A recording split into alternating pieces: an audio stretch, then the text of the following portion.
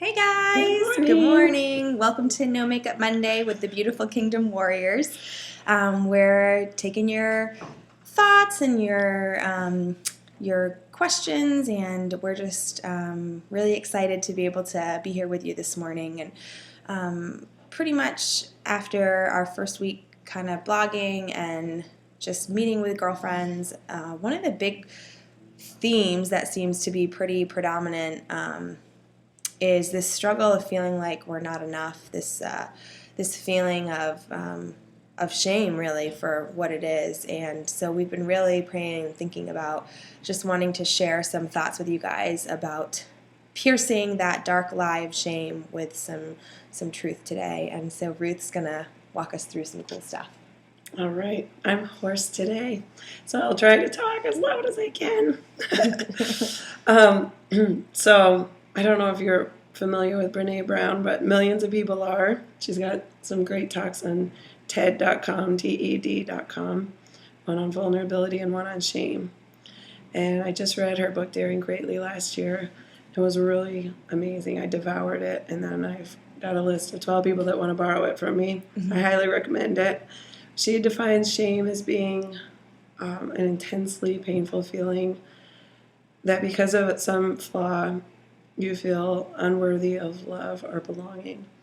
And that's really what we all want, is belonging and connection. That's what we're hardwired for and what we need. But I think it's a real prevalent problem in the church, is that we all hide our shame and we wear a mask to church and we're all fine.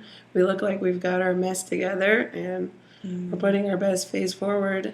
When in reality, we all have struggles. We're all fallen, sinful human beings, and what we need is to connect with each other and say, yeah, you're not alone. I'm having the same battle, and we can be a support to each other.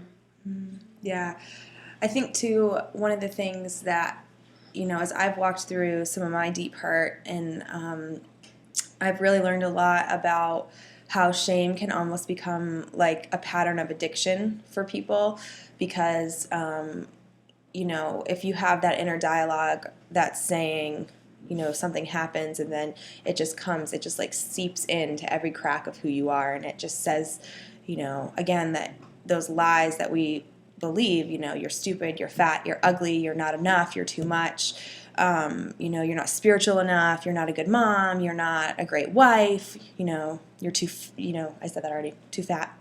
But just all these things that, make us feel like we're just terrible human beings.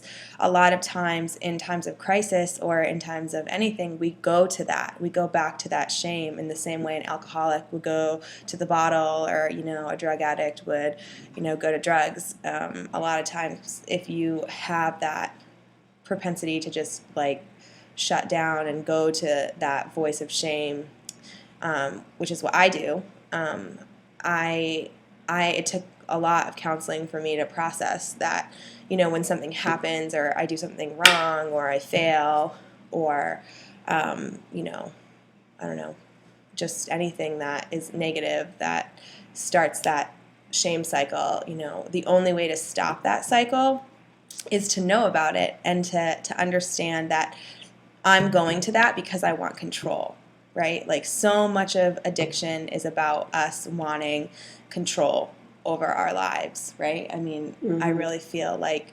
it doesn't really matter what you're addicted to at the core, we want to control our lives and we want to control or numb our pain, and numbing your pain is still controlling it, right? So we have to get to a place in our lives where we let go of the control, where we understand that, the shame, the addiction, whatever it is, that doesn't have to have power over us, and we don't even really have power over it, even though we think or feel like we do. And yeah, I want to encourage you guys, if anybody's struggling with any kind of shame cycle or addiction, that, you're not alone, that so many women and, men in the church struggle with these things, and it's going to take voices reminding one another that, our shame doesn't get to have a voice. It doesn't get to have a voice. I don't know. Yeah. There's another book, Why You Do the Things You Do, and I don't remember the authors' names. They're Liberty University psychology professors. And they describe how, as infants, even in the womb, when you come into the world, you have two questions that you're trying to answer. Number one, am I worthy of love? And number two, can I trust other people to meet my needs? And depending on how those questions are answered in your infancy and early childhood, with your earliest relationships, that hardwires you for the way that you see the world and the way you see yourself.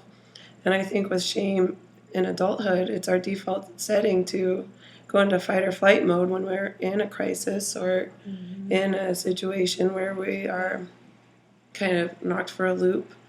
And you have to retrain your mind with God's affirmation that you are lovely and that He made you and you are beautifully and wonderfully made. And it takes a lot of work to retrain your hardwiring, because what we go to immediately is shame, shame, shame.